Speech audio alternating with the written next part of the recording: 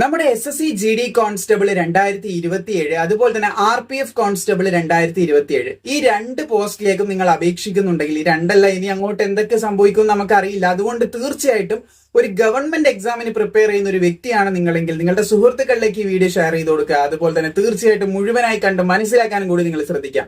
അപ്പൊ ഇവിടെ ഒരു ഒഫീഷ്യലായിട്ട് റിലീസ് ചെയ്ത ഒരു നോട്ടീസിന്റെ പകർപ്പ് ഞാൻ ഇവിടെ കൊടുത്തിട്ടുണ്ട്. അതിന് മുമ്പായിട്ട് എനിക്ക് നിങ്ങളുടെ അടുത്ത് കുറച്ച് കാര്യങ്ങൾ ഷെയർ ചെയ്യാനായിട്ടുണ്ട്.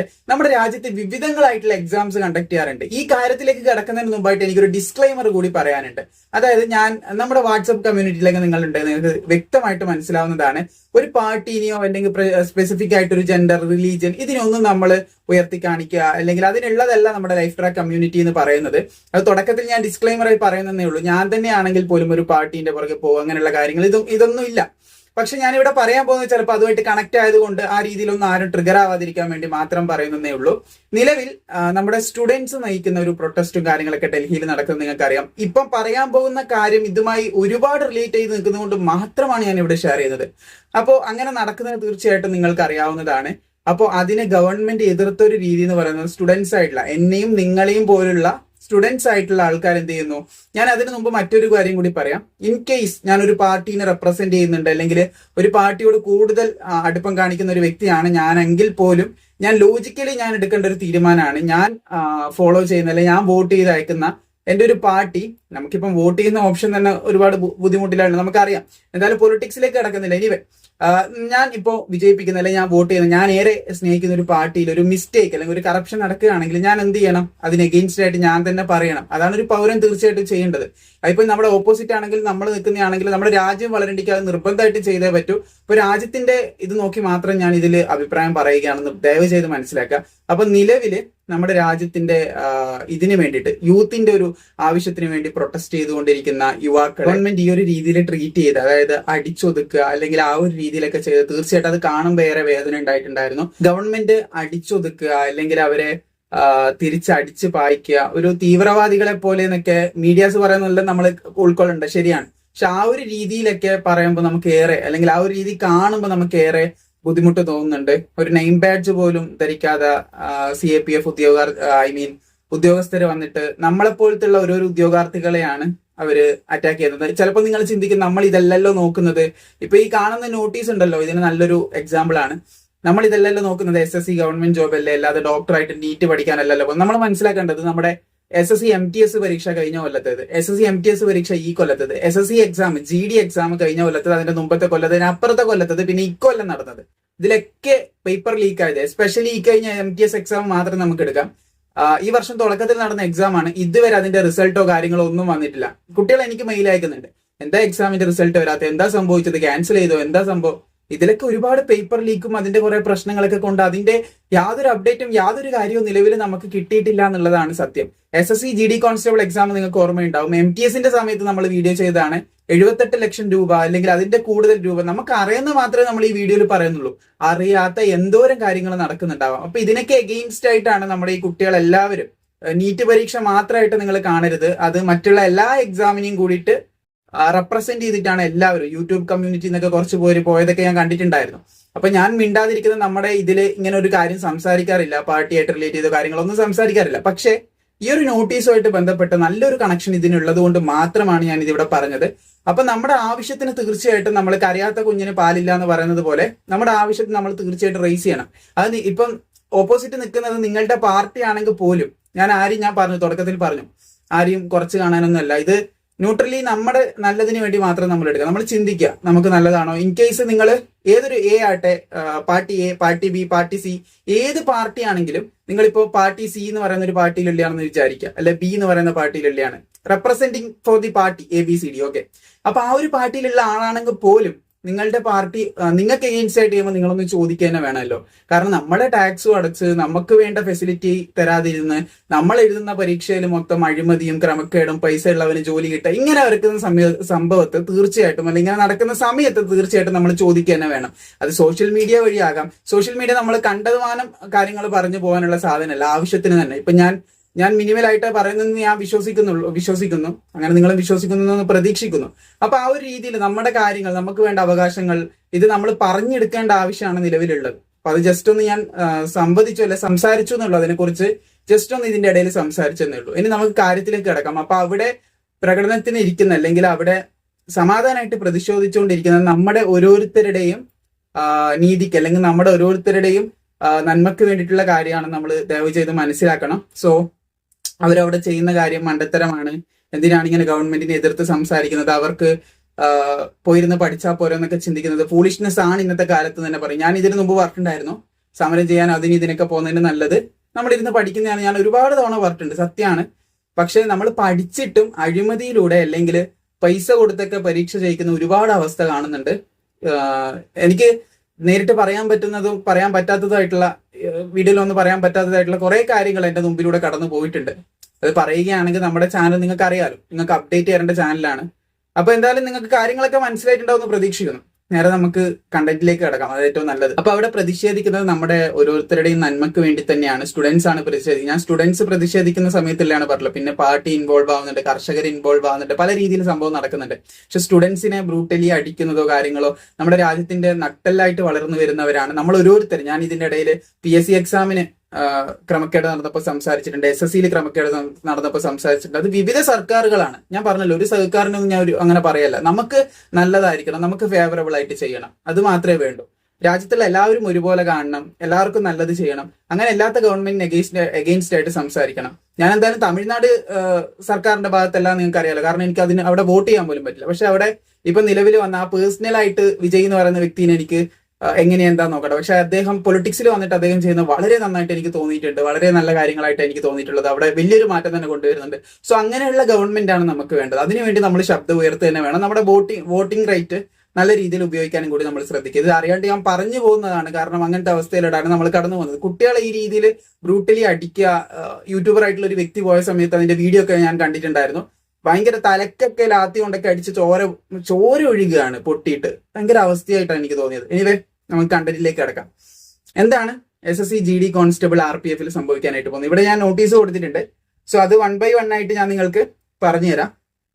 സോ ആദ്യം തന്നെ ഇവിടെ പറയുന്ന കാര്യം എന്ന് പറയുന്നത്, the government has create A new category of X Agniveer in the recruitment of post of constable. അതായത് GD കോൺസ്റ്റബിൾ പോലുള്ള ഇവിടെ കൊടുത്തിട്ടുണ്ട്. General duty, rifleman in central armed police force and Assam rifles, CAPF and AR. ഇതിലേക്ക് എന്ത് ചെയ്യുന്നുണ്ട്, following രീതിയിലായിട്ട് കുറച്ചധികം കാര്യങ്ങൾ മാറ്റിയിട്ടുണ്ട്. ഗവൺമെന്റ് പുതിയൊരു കാറ്റഗറി ക്രിയേറ്റ് ചെയ്തിട്ടുണ്ടെന്നാണ് പറയുന്നത്. സോ ഇതിന്റെ ഹെഡിങ്ങും ബാക്കിയുള്ള കാര്യങ്ങൾ നിങ്ങൾക്ക് മനസ്സിലായിട്ടുണ്ടാവും. മെയിൻ ആയിട്ട് റിസർവേഷൻ ഫോർ റിട്ടയർഡ് അഗ്നിവീഴ്സ് എന്ന് പറഞ്ഞിട്ടാണ് കൊടുത്തിട്ടുള്ളത്. 21 ജൂലൈ 2026 ഈ ഒരു സംഭവം നോട്ടീസ് റിലീസ് ആകുന്നത്. അതിനുശേഷം നമ്മുടെ വാട്സപ്പ് ചാനലിലേക്ക് ഞാൻ കൃത്യമായിട്ട് ഇതിനെ പറ്റിയിട്ടുള്ള അപ്ഡേറ്റ് ഷെയർ ചെയ്തിട്ടുണ്ടായിരുന്നു. അഗ്നിവീർ പെർമനന്റ് ആകാനായിട്ട് പെർമനന്റ് ആകുന്നത് ഞാൻ മുമ്പ് ഒരു വീഡിയോ ആയിട്ടുണ്ട്, എത്ര % പെർമനന്റ് ആവും എന്നൊക്കെ ഉള്ളത്. അഗ്നിവീർ ഇത് കിട്ടാൻ, റിസർവേഷൻ കിട്ടാനായിട്ട് പോകുന്നു എന്നൊക്കെ പറഞ്ഞിട്ടുള്ള വീഡിയോ ഡീറ്റെയിൽ ആയിട്ട് തന്നെ നിങ്ങളിലേക്ക് കണ്ടന്റ് നിങ്ങളിലേക്ക് വാട്സപ്പിലൂടെ ഞാൻ പ്രൊവൈഡ് ചെയ്തിട്ടുണ്ടായിരുന്നു. സോ ഇതിൽ 1 by 1 ആയിട്ട് നമുക്ക് ഇത് ബ്രേക്ക് ഡൗൺ ചെയ്തിട്ട് ഇത് എന്തൊക്കെയാണ് നല്ലതാണോ മോശമാണോ എന്നുള്ളതിലേക്ക് നമുക്ക് ഡെപ്തിലേക്ക് ഇറങ്ങേണ്ടതായിട്ടുണ്ട്. സോ ആദ്യം തന്നെ പറയാൻ, നിങ്ങൾക്ക് ഈ സ്ക്രീനിന്റെ സൈഡിലായിട്ട് ഈ ഓരോരോ കാര്യങ്ങളും വായിച്ച് മനസ്സിലാക്കാം. ഞാൻ പറയുന്നതിന്റെ ഉൾപ്പെടെ നിങ്ങൾക്ക് അതും കൂടി വ്യക്തമായിട്ട് മനസ്സിലാക്കാൻ സാധിക്കും. അങ്ങനെ റിസർവേഷൻ ഓഫ് 50% ഓഫ് വേക്കൻസിന്റെ 50% എന്ത് ചെയ്യും, അഗ്നിവീറിന് വേണ്ടിയിട്ട് മുകളിൽ പറഞ്ഞ കാറ്റഗറി വെച്ചിട്ട് അഗ്നിവീറിന് വേണ്ടിയിട്ട് റിസർവ് ചെയ്യുന്നതാണ് പറഞ്ഞിട്ടുള്ളത്. അതായത് 100 വേക്കൻസി ഉണ്ട്, അതിൽ 50, അല്ലെങ്കിൽ 100 വേക്കൻസി 10 വേക്കൻസി ആയിട്ട് എടുക്കാം. 10 വേക്കൻസി ഉണ്ടെങ്കിൽ അതിൽ 5 വേക്കൻസി അഗ്നിവീറിന് പോകും, 5 വേക്കൻസി നോർമലി എന്നെയും നിങ്ങളെയും പോലുള്ള സിവിലിയൻസിനായിരിക്കും നൽകപ്പെടുക. ആ ഒരു രീതിയിലാണ് ഇനി മുതൽ അങ്ങോട്ട് GD വരെ. GD എന്ന് പറയുമ്പോൾ അതിൽ RPF കൂടി ഇൻവോൾവ് ആവും. അതായത് RPF ഇനി മുതൽ SSC വഴി വിളിക്കുക എന്ന് പറഞ്ഞിട്ടുണ്ടായിരുന്നത്. അപ്പൊ SSC വഴി വിളിക്കുന്ന SSC GDയിലൂടെ ആയിരിക്കും മിക്കവാറും വിളിക്കുക. അങ്ങനെ വിളിക്കുന്ന സമയത്ത് എന്ത് ചെയ്യും, അതുകൂടി ഇതിൽ ഇൻവോൾവ് ആവാൻ സാധ്യതയുണ്ടെന്നാണ് പറഞ്ഞു വരുന്നത്. കൺഫേം ആയിട്ടില്ല, നോട്ടീസിൽ അതിനെപ്പറ്റി പറയാനില്ല. പക്ഷെ SSCക്ക് നമ്മുടെ RPF കോൺസ്റ്റബിൾ പോലുള്ള റിക്രൂട്ട്മെന്റ് നടക്കാനുള്ള അതോറിറ്റി നൽകിയതായിട്ടുള്ള ബന്ധപ്പെട്ട കാര്യങ്ങളൊക്കെ നമ്മൾ വീഡിയോ ആയിട്ട് ചെയ്തിട്ടുണ്ട്. അങ്ങനെ നടക്കുകയാണെങ്കിൽ തീർച്ചയായിട്ടും RPFന് 23 ഏജ് ആക്കിയിട്ടുണ്ട്, GDന്റെ 23 ഏജ് ആണ്. അങ്ങനെ നടക്കുകയാണെങ്കിൽ എന്ത് ചെയ്യും, കോമൺലി നമുക്ക് ലോജിക്കലി ചിന്തിക്കുകയാണെങ്കിൽ എന്ത് സംഭവിക്കും, ഈ ഒരു അഗ്നിവീറിനും അതിന്റെ ഒരു വേക്കൻസിന്റെ % പോകുമെന്ന് നമുക്ക് മനസ്സിലാക്കാനായിട്ട് സാധിക്കും. ഇവിടെ 2 കാര്യങ്ങൾ എനിക്ക് ഷെയർ ചെയ്യാനായിട്ടുണ്ട്. ഒന്നാമത്തെ കാര്യം എന്ന് പറയുന്നത്, നമുക്ക് ആർമി പെർമനന്റ് ആക്കിയാൽ മതിയായിരുന്നു. ആർമി പെർമനന്റ് ആണെങ്കിൽ ഈ രീതിയിൽ പ്രശ്നം ഉണ്ടാവില്ല. ഒന്ന് ആർമി പെർമനന്റ്, രണ്ടാമത്തെ ഞാൻ പറയാൻ വന്നത് നമ്മുടെ CAPF ഇതുള്ളതും പെർമനന്റ്. 2 പെർമനന്റ് ആയിട്ട് പോവുകയാണെങ്കിൽ എന്താ പ്രശ്നം? ശരിയാണ്, ഗവൺമെന്റിന് സാലറി കൊടുക്കണം, കാര്യങ്ങൾ, പെൻഷൻ, അത് ഇതെല്ലാം ഉണ്ട്. ആക്ച്വലി എന്നെയും നിങ്ങളെയും പോലുള്ളവരിൽ നിന്ന് ഇൻഡയറക്റ്റും ഡയറക്റ്റും പല രീതിയിൽ പിടിച്ചെടുക്കുന്ന ടാക്സ് കൊണ്ടാണ് ഇതൊക്കെ നടക്കുന്നത്. എന്നിട്ടും ഈ രീതിയിൽ കുട്ടികളെ ചൂഷണം, തൊഴിലില്ലായ്മ അതിരൂക്ഷമായിട്ട് വളർന്നുകൊണ്ടിരിക്കുന്ന സമയത്ത് ഇമാതിരി പരിപാടി അത്ര നന്നായിട്ട് എനിക്ക് തോന്നിയിട്ടില്ല. എന്റെ പേഴ്സണൽ ഒപ്പീനിയനിൽ എനിക്ക് തോന്നിയിട്ടില്ല. തുറന്നു പറയാലോ, ഒരുപാടായി കുട്ടികൾ ബുദ്ധിമുട്ടിക്കൊണ്ടിരിക്കുന്നു. അപ്പോൾ ഇത് ഭയങ്കര മോശമായിട്ട് തന്നെയാണ് എനിക്ക് പറയാനുള്ളത്. ഓക്കെ, എനിവേ നമുക്ക് കണ്ടന്റിലേക്ക് തന്നെ തിരിച്ചു വരാം. അപ്പോൾ 50% റിസർവേഷൻ അഗ്നിവീർ ആയിട്ട് റിട്ടയർഡ് ആകുന്നവർക്ക് CAPF GD പോലുള്ള പോസ്റ്റുകളിലേക്ക് നൽകാനായിട്ട് പോകുന്നുണ്ടെന്നാണ് ഇത് നമ്മളെ വ്യക്തമാക്കി തരുന്നത്. സോ CAPFിലേക്ക് കയറുന്നതിന്റെ മറ്റൊരു ക്രൈറ്റീരിയ ആണ് ഏജ് ലിമിറ്റ് എന്ന് പറയുന്നത്. ഇവിടെ നിങ്ങൾക്ക് കാണാൻ സാധിക്കും second point, you can see second പോയിന്റിൽ പറയുന്നത് 3 വർഷത്തെ റിലാക്സേഷൻ അപ്പർ ഏജ് ലിമിറ്റിൽ നൽകുന്നുണ്ട്. ഫർദർ മുമ്പോട്ടേക്ക് നമുക്ക് നൽകാനായിട്ട് പോകുന്നുണ്ട്. പക്ഷേ ഏജ് റിലാക്സേഷൻ ഓഫ് 5 ഇയർ ആണ് പറയുന്നത്. എന്ത്, ഫസ്റ്റ് ബാച്ച് ഓഫ് അഗ്നിവീറിന് 5 വർഷത്തെ, അതായത് ഇപ്പം ഏകദേശം ഈ വർഷം ലാസ്റ്റ് നവംബർ ഡിസംബറോട് കൂടിയിട്ടെങ്കിലും നമുക്ക് ആദ്യ ബാച്ച്, അഗ്നിവീറിന്റെ ആദ്യ ബാച്ച് പുറത്തേക്ക് ഇറങ്ങി വരുന്നതായിട്ട് കാണാൻ സാധിക്കും. അപ്പൊ അങ്ങനെ സംഭവിക്കുന്ന സമയത്ത് എന്ത് ചെയ്യും, 5 വർഷത്തെ പ്രായത്തിലുള്ളവർ അവർക്ക് നൽകുന്നുണ്ട്. പിന്നീട് അത് 3 വർഷമാവും. നിലവില് നോർമലി ഒരു കാറ്റഗറിയിലുള്ള അല്ലെങ്കിൽ ജനറൽ കാറ്റഗറി നമ്മൾ എടുക്കുകയാണെങ്കിൽ അതിലുള്ള ഒരു വ്യക്തിക്ക് SSC GD അപ്പയർ ചെയ്യാനുള്ള ടൈം എന്ന് പറയുന്നത് ഏകദേശം 23 വയസ്സ് വരെയാണ്. അപ്പോൾ 23 വയസ്സ് എന്നുള്ളത് 3 വർഷം അഗ്നിവീറിന് എക്സ്ട്രാ കൊടുക്കും. അപ്പോൾ ഏകദേശം 26 വയസ്സാവും. Normally it's a good thing, നല്ല കാര്യം തന്നെയാണ്. അഗ്നിവീറായിട്ട് ഇറങ്ങി വരുന്ന ഏജ് ആയിട്ടുണ്ടാവും, അവർക്ക് 3 വർഷം എക്സ്ട്രാ നൽകുന്നുണ്ട്. പക്ഷേ ആദ്യ ബാച്ചിന് എന്ത് ചെയ്യുന്നുണ്ട്, 3 അല്ല 5 വർഷം എക്സ്ട്രാ അവർക്ക് നൽകുന്നുണ്ടെന്ന് പ്രത്യേകം പറഞ്ഞിട്ടുണ്ട്. ആ ഒരു കാര്യം കൂടി നമ്മൾ കൺസിഡർ ചെയ്യേണ്ടത് തന്നെയാണ്. പിന്നീട് പറയുന്ന ഒരു കാര്യമാണ് മൂന്നാമത്തെ point, exemption for physical standard test. PST അവർക്കില്ല, PST ഉണ്ടാകുന്നില്ല. പിന്നെ ഫിസിക്കൽ എഫിഷ്യൻസി ടെസ്റ്റ് PET അവർക്ക് ഉണ്ടാവില്ല. അതായത് നെഞ്ചളവ് എടുക്കുക, പിന്നെ ഓട്ടം കാര്യങ്ങൾ, ഇതൊന്നും അവർക്കില്ല. Then the main part is എക്സാമും അവർക്ക് ഉണ്ടാവില്ല എന്ന് പറയുന്നുണ്ട്. എക്സാമിനേഷൻ അവർ എഴുതേണ്ട കാര്യമില്ല എന്ന് പ്രത്യേകം ഇവിടെ പറയുന്നുണ്ട്. അപ്പോ 50% റിസർവേഷൻ, 3 വർഷത്തെ പ്രായത്തിലുള്ളവ്, വീണ്ടും ഒരു 5 വർഷത്തെ പ്രായത്തിലുള്ളവ്, ആദ്യം കഴിഞ്ഞ് വരുന്നവർക്ക് പരീക്ഷ, ഫിസിക്കൽ, അതുപോലെ തന്നെ യാതൊന്നും അറ്റൻഡ് ചെയ്യേണ്ട കാര്യമില്ല, എക്സാം അറ്റൻഡ് ചെയ്യേണ്ട കാര്യമില്ല എന്ന് പ്രത്യേകം എടുത്ത് പറയുന്നുണ്ട്. ഇതൊന്നും ഇല്ലാതെയാണ് സെലക്ഷൻ നടത്തുന്നത്. സോ ദി പോയിന്റ് ഈസ്, നമ്മള് അഗ്നിവീർ ഇറങ്ങി വരാനായിട്ട് പോകുന്നത് ഈ വർഷം അവസാനം ആ ഒരു ടൈമിലൊക്കെയാണ്. ഇത് നമ്മൾ ലോജിക്കലി, ഇത് നോട്ടീസിലൊന്നും ഇല്ല, ലോജിക്കലി നമ്മൾ ചിന്തിച്ചാൽ മതി. അഗ്നിവീർ ഇറങ്ങി വരാൻ പോകുന്നത് നവംബർ ഡിസംബർ ആ ഒരു ടൈം ആവുമെന്നാണ് മനസ്സിലാക്കാനായിട്ട് സാധിക്കുന്നത്. അങ്ങനെ ഇറങ്ങി വരുന്ന അഗ്നിവീർ ആയിട്ടുള്ളവര് SSC GDക്ക് അപ്ലൈ ചെയ്യണമെന്നുണ്ട്. SSC GDന്റെ നോട്ടിഫിക്കേഷൻ സെപ്റ്റംബർ റിലീസ് ചെയ്യുന്നതാണ് പറഞ്ഞത്. അപ്പൊ ഇവർ ഇറങ്ങി വരുന്ന സമയത്തൊക്കെ ഏകദേശം നോട്ടിഫിക്കേഷൻ എൻഡ് ആകുന്ന ടൈം ആയിരിക്കും. അപ്പൊ സംഭവിക്കാൻ സാധ്യതയുള്ളത് SSC GDന്റെ നോട്ടിഫിക്കേഷൻ ഒന്നെങ്കിൽ ഡിലേ ആകാം. 2027 നോട്ടിഫിക്കേഷൻ സെപ്റ്റംബറിൽ വരും. അതെന്തായാലും വരില്ല, 1 മാസം ഡിലേ ആയിട്ട്. ഇപ്പം തന്നെ പല നോട്ടിഫിക്കേഷനും മാസങ്ങളോളം ഡിലേ ആണ് ഇപ്പോഴുള്ള നോട്ടിഫിക്കേഷൻ. അതുകൊണ്ട് GDയും ഡിലേ ആവും. ഒന്നും കൂടി ഈ ഒരു കാരണം കൊണ്ട് ഡിലേ ആവാൻ സാധ്യതയുണ്ട്. അത് എവിടെയും പറഞ്ഞതല്ല, നോർമൽ കോമൺ സെൻസ് യൂസ് ചെയ്ത് നമുക്ക് മനസ്സിലാക്കാൻ പറ്റുന്ന ഒരു കാര്യമാണ് ഞാനിവിടെ ഷെയർ ചെയ്തിട്ടുള്ളത്. അപ്പോൾ അങ്ങനെ ആവാൻ സാധ്യതയുണ്ട്. അത് ഒന്നാമത്തെ possibility. Then the second possibility is, നമുക്ക് GDക്ക് വേണ്ടിയിട്ട് ഒന്നിക്ക് എന്ത് ചെയ്യണം, ഇത്ര പേര് പുറത്തിറങ്ങുന്നുണ്ട് എന്ന് അവർക്ക് ആദ്യമേ ഇൻഫർമേഷൻ കിട്ടണം. ഇപ്പൊ ഞാനെന്ന് പറയുന്ന പെർട്ടിക്കുലർ വ്യക്തി അഗ്നിവീർ ആണെങ്കിൽ എന്റെ അടുത്ത് മുൻകൂട്ടി പറയുകയാണ്, നിങ്ങൾ 4 വർഷം കഴിഞ്ഞ് ഇറങ്ങിപ്പോണ്ട വരും, അതുകൊണ്ട് GDന്റെ നോട്ടിഫിക്കേഷൻ വരുന്നുണ്ട്, നിങ്ങൾ ഇപ്പൊ അപ്ലൈ ചെയ്തോളൂ, അങ്ങനെ പറയേണ്ട വരും. എങ്കിൽ മാത്രമേ നോട്ടിഫിക്കേഷൻ നേരത്തെ വരാനുള്ള സാധ്യതയുള്ളൂ. അല്ലാതെ സർവീസിൽ നിൽക്കുന്ന ഒരാൾക്ക് അല്ലെങ്കിൽ അഗ്നിവീറായിട്ട് നിൽക്കുന്ന ഒരാൾക്ക് GDന്റെ നോട്ടിഫിക്കേഷൻ വരുന്നതും പോകുന്നതും ചിലപ്പോൾ അവർ ശ്രദ്ധിക്കുന്നതിന് ഉണ്ടാവില്ല. ചിലവർ ശ്രദ്ധിക്കില്ല നോട്ടിഫിക്കേഷൻ വരുന്നത് തന്നെ.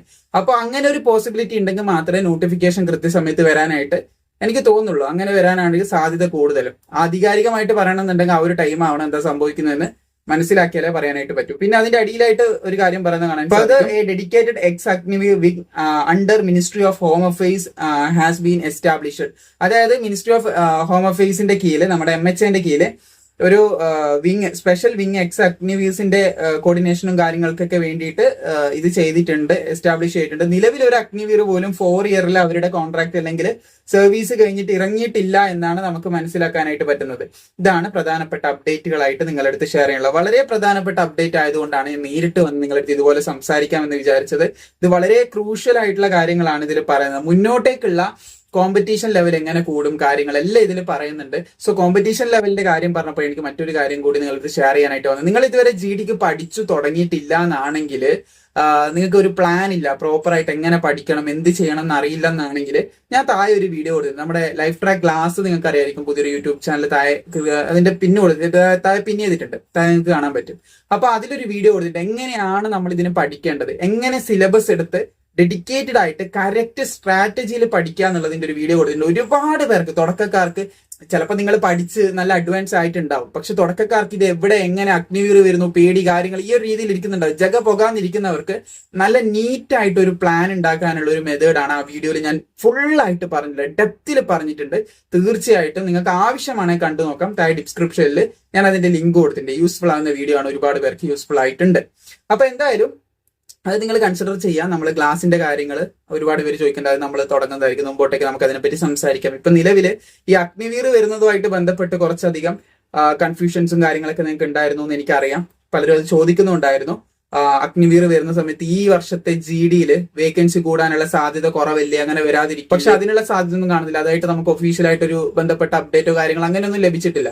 അപ്പോൾ അഗ്നിവീർ അടുത്ത വർഷം വരുന്നതുകൊണ്ട് ഈ വർഷം അങ്ങനെ വേക്കൻസി കൂടില്ല, അതുമായിട്ട് ബന്ധപ്പെട്ട് പ്രോപ്പറായിട്ട് ആധികാരികമായിട്ട് നമുക്കൊരു രേഖ ഇതുപോലുള്ളൊരു നോട്ടീസോ കാര്യങ്ങളോ അങ്ങനെ ഒന്നും ലഭിച്ചിട്ടില്ല. അതായത് സാധ്യത അങ്ങനെ ഇതൊന്നും ഇല്ല, അപ്പുറത്തേക്ക് വേക്കൻസി തട്ടിമാറ്റാനുള്ള സാധ്യത ഒന്നും ഇല്ല.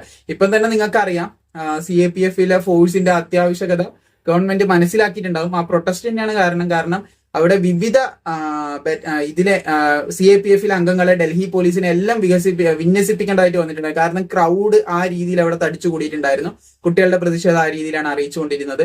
അപ്പൊ അത്രയും ക്രൗഡിനെ മാനേജ് ചെയ്യാൻ തന്നെ അവർ കുറച്ച് ബുദ്ധിമുട്ടുന്നുണ്ട്. അപ്പം ഇനിയും ബറ്റാലിയൻ ക്രിയേറ്റ് ചെയ്തുകൊണ്ടിരിക്കുന്നുണ്ട്. അപ്പോൾ അതിനൊക്കെ സ്ട്രെങ്ത് വേണം. സ്ട്രെങ്ത് വേണ്ട ആവശ്യമായതുകൊണ്ട് തന്നെ തീർച്ചയായിട്ടും വേക്കൻസി ഇടുന്നതിൽ മാറ്റം വരുമെന്ന് എനിക്ക് തോന്നുന്നില്ല. വേക്കൻസി പ്രോപ്പറായിട്ട് അപ്ഡേറ്റ് ചെയ്യുമെന്ന് തന്നെയാണ് ഞാൻ വിശ്വസിക്കുന്നത്. അങ്ങനെ അപ്ഡേറ്റ് വന്നാൽ തീർച്ചയായും നിങ്ങൾ അറിയിക്കാം. ഇനി നിങ്ങളെടുത്ത് പറയാനായിട്ടുള്ളത് സ്ട്രെങ്ത്. ഇപ്പം സ്ട്രെങ്ത്തിന്റെ കാര്യം പറഞ്ഞപ്പോഴാണ് മറ്റൊരു കാര്യം കൂടി നിങ്ങളെടുത്ത് ഷെയർ ചെയ്യാനായിട്ടുണ്ട്. ഇൻ കേസ് ഇവിടെ എക്സാം ഇല്ല എന്ന് പറഞ്ഞല്ലോ, എക്സാം ഇല്ലാതെ എങ്ങനെയാണ് ഇവരെ സെലക്ട് ചെയ്യാന്നുള്ളൊരു സംശയം നിങ്ങളെപ്പോലെ തന്നെ എനിക്കും ഉണ്ട്. അപ്പോൾ എക്സാം ഇല്ലാതെ സെലക്ട് ചെയ്യുന്ന ഒരു മെത്തേഡ് എന്ന് പറഞ്ഞു കഴിഞ്ഞാൽ ഇപ്പൊ കേരളത്തിന് GD കോൺസ്റ്റബിളിന് അടുത്ത 2027 വർഷത്തിലെ GD കോൺസ്റ്റബിൾ നോട്ടിഫിക്കേഷൻ വന്ന സമയത്ത് 1000 വേക്കൻസി വന്നെന്ന് വിചാരിക്കുക. അപ്പൊ അതിൽ 500 വേക്കൻസി അഗ്നിവീറിന് സ്വാഭാവികമായിട്ടും മാറ്റിവെക്കപ്പെടും. രണ്ടും വേറെ വേറെ രീതിയിൽ മാറ്റിവെക്കപ്പെടും. പണ്ട് നെക്സൽ അതുപോലെ തന്നെ ജനറൽ ഏരിയ എന്നൊക്കെ പറയുന്ന പോലെ അഗ്നിവീർ അതുപോലെ തന്നെ ജനറൽ കാറ്റഗറി എന്ന് പറഞ്ഞിട്ട് 2 കാറ്റഗറി ആയിട്ട് മാറ്റിവെക്കപ്പെടും. അപ്പൊ ഇതില് ഇപ്പോ അഗ്നിവീറായിട്ട് ഇറങ്ങുന്നത് മേ ബി ഫസ്റ്റ് ബാച്ചിൽ ചിലപ്പോൾ 500 പേര് ഉണ്ടാവില്ല. അപ്പൊ സുഖമായിട്ട് എന്ത് ചെയ്യുക, കേരളത്തിന്റെ വേക്കൻസി ഫില്ല് ചെയ്തിട്ട് ബാക്കി വേക്കൻസി അവിടെ ഉണ്ടാവും. പക്ഷെ ഇൻ കേസ് വരും വർഷങ്ങളിലേക്ക് എന്ത് ചെയ്യും, ഇപ്പൊ 1000 വേക്കൻസി തന്നെ SSC GD കോൺസ്റ്റബിളിന് റിപ്പോർട്ട് ചെയ്തെന്ന് വിചാരിക്കുക. അപ്പൊ അങ്ങനെ റിപ്പോർട്ട് ചെയ്യുന്ന സമയത്ത് ഇൻ കേസ് ഈ ഒരു GD കോൺസ്റ്റബിളിനെ 500 വേക്കൻസികളെടുത്ത് 600-700 പേരെങ്കിലും മത്സരത്തിനുണ്ട്. അതായത് അഗ്നിവീറായിട്ട് പുറത്തിറങ്ങി വന്നവരുടെ എണ്ണം കൂടുതലാണ്, വേക്കൻസി കുറവാണ്. അങ്ങനെ ഇരിക്കുമ്പോൾ നമുക്ക് തോന്നിയ പോലെ ഒരു വ്യക്തിക്ക് ഒരു ഫെയർ അല്ലാത്ത രീതിയിൽ തോന്നിയ പോലെ അങ്ങ് എന്തായാലും ജോലി കൊടുക്കാൻ പറ്റില്ലല്ലോ. അപ്പൊ എന്തെങ്കിലും ഒരു ടെസ്റ്റ് അവിടെ വെക്കാനുള്ള സാധ്യത കൂടുതലാണ്. മേ ബി ഈ വർഷം തന്നെ വെക്കാം. എക്സാമും ഫിസിക്കലും കാര്യങ്ങളൊന്നും ഇല്ലാന്നേ പറയുന്നുള്ളൂ. സർവീസിലെ റെഡ് മാർക്ക് എന്തെങ്കിലും ഉണ്ടോ, അഗ്നിവീർ ആകുമ്പോൾ എന്തെങ്കിലും പ്രശ്നങ്ങളുണ്ടോ, കാര്യങ്ങളിൽ എന്തെങ്കിലും നോക്കാതിരിക്കില്ല. ഏതെങ്കിലുമൊക്കെ കാര്യത്തിന്റെ മേലിൽ ഒരു ഡിസിഷൻ ചെയ്തിട്ടായിരിക്കും എടുക്കാനുള്ള സാധ്യത കൂടുതലായിട്ടും കാണുന്നത്. അങ്ങനെ സംഭവിക്കാം എന്നാണ് ഞാൻ പറയുന്നത്. നിലവിൽ നമുക്ക് മനസ്സിലാക്കാൻ പറ്റുന്നത് എക്സാമോ കാര്യങ്ങളോ ഒന്നും തന്നെ ഇല്ല എന്നാണ് മനസ്സിലാക്കാനായിട്ട് സാധിക്കുന്നത്. മേ ബി മുന്നിലേക്ക് എന്ത് ചെയ്യാം, എക്സാമിനേഷനോ അല്ലെ മറ്റെന്തെങ്കിലും രീതിയിലുള്ള കടമ്പകൾ അഗ്നിവീസിനും വേണ്ടിയിട്ട് ഫിക്സ് ചെയ്യാനായിട്ടുള്ള സാധ്യതയുണ്ട്. അപ്പൊ അഗ്നിവീർ ആയതുകൊണ്ട് തന്നെ ഒരുപാട് പേര് ബുദ്ധിമുട്ടുന്നുണ്ടായിരുന്നു. പല രീതിയിൽ അവർ പറയുന്നുണ്ടായിരുന്നു. വീഡിയോസ് ഒക്കെ നിങ്ങൾ കണ്ടിട്ടുണ്ടാവും. പലരും അഗ്നിവീർ ആയതുകൊണ്ട് ഒരു വില തരുന്നില്ല, കാര്യങ്ങളില്ല എന്നൊക്കെ രീതിയിൽ പറയുന്നുണ്ട്, സംസാരിക്കുന്നുണ്ടായിരുന്നു. നിങ്ങൾ തന്നെ കണ്ടിട്ടുണ്ടാവും. ഇതൊക്കെ സത്യമായിട്ടുള്ള കാര്യങ്ങൾ തന്നെയാണ്. അപ്പൊ അവർക്ക് ഇങ്ങനെ ഒരു ഓപ്പർച്യൂണിറ്റി വരുന്ന സമയത്ത് തീർച്ചയായിട്ടും അവർ നല്ല രീതിയിൽ തന്നെ യൂസ് ചെയ്യുമെന്ന് അറിയാം. തീർച്ചയായും നല്ലൊരു കാര്യം തന്നെയാണ്. പക്ഷെ മറ്റൊരു രീതിയിൽ ചിന്തിക്കുകയാണെങ്കിൽ ആർമി പെർമനന്റ് ആക്കുന്നതും നമ്മുടെ CAPF പെർമനന്റ് ആക്കി രണ്ട് സൈഡിൽ പഴയതുപോലെ തന്നെ പോകുന്നതായിരുന്നു കുറച്ചുകൂടെ ബെറ്റർ എന്നാണ് എൻ്റെ ഒരു അഭിപ്രായം. പക്ഷെ അതിൽ നിന്ന് ഗവൺമെന്റ് ഇങ്ങനെ മാറ്റാനായിട്ട് തീരുമാനിച്ചിട്ടുണ്ട്. എനിവേ നല്ലതിനാണ്, നമുക്ക് പ്രതീക്ഷിക്കാം. എന്തൊക്കെ മാറ്റങ്ങൾ ഇതിന് മുന്നിലേക്ക് വരും എന്നുള്ളതും തീർച്ചയായിട്ടും നമുക്ക് പ്രതീക്ഷിക്കാം. ഈ മാറ്റങ്ങളൊക്കെ വരുന്ന സമയത്തും ഗവൺമെന്റിന് ഫണ്ട് സ്വരൂപിക്കാൻ പറ്റുന്നുണ്ട്, രാജ്യത്തിന്റെ വികസനം കൂടുതലായിട്ട് കൊണ്ടുപോകുന്നുണ്ട് എന്നൊക്കെയാണ് തീർച്ചയായും നമുക്ക് സന്തോഷിക്കാൻ പറ്റുന്ന ഒരു കാര്യം തന്നെയായിരുന്നു. കാരണം വികസനം നല്ല രീതിയിൽ വരികയാണെങ്കിൽ ജോലി ഓപ്പർച്യൂണിറ്റി നോർമലി ഉണ്ടാവും. അപ്പൊ അതിൽ നിന്ന് ഒരുപാട് പേർക്ക് നമ്മുടെ രാജ്യം വളരും, എക്കണോമി വളരും, നല്ല നല്ല കാര്യങ്ങളാണ് ഉണ്ടാവുക. പക്ഷെ ഇവിടെ ചീറ്റിംഗ് നടക്കുന്നു, എക്സാം ക്യാൻസൽ ചെയ്യുന്നു, എക്സാം രണ്ടാമത് കണ്ടക്ട് ചെയ്യുന്നു, നടന്ന എക്സാമിന്റെ റിസൾട്ട് വരാതിരിക്കുന്നു. ഇതൊക്കെ ആകുമ്പോഴാണ് ബുദ്ധിമുട്ട് സംഭവിക്കുന്നത്. ഞാൻ ദയവേത് പറയുകയാണെങ്കിൽ നിങ്ങൾ കമന്റ് ബോക്സിൽ ഒരു പാർട്ടീനെ മോശമാക്കിയിട്ടോ കാര്യങ്ങൾ അങ്ങനെ ഒന്നും ചെയ്യണ്ട. നമുക്ക് നീതി വേണം, ന്യായമായിട്ട് പരീക്ഷകൾ നടക്കണം, തെറ്റും കാര്യങ്ങളൊന്നും ഇല്ല, നല്ല രീതിയിൽ പരീക്ഷ നടക്കണം. ഏത് പാർട്ടി ഭരിച്ചാലും ഏത് ആൾ വന്ന് ഭരിച്ചാലും കുഴപ്പമില്ല. പക്ഷെ നല്ല രീതിയിൽ കാര്യങ്ങളൊക്കെ സ്മൂത്ത് ആയിട്ട് നടന്നു പോകണമെന്ന് മാത്രമേ എൻ്റെ ആഗ്രഹമുള്ളൂ.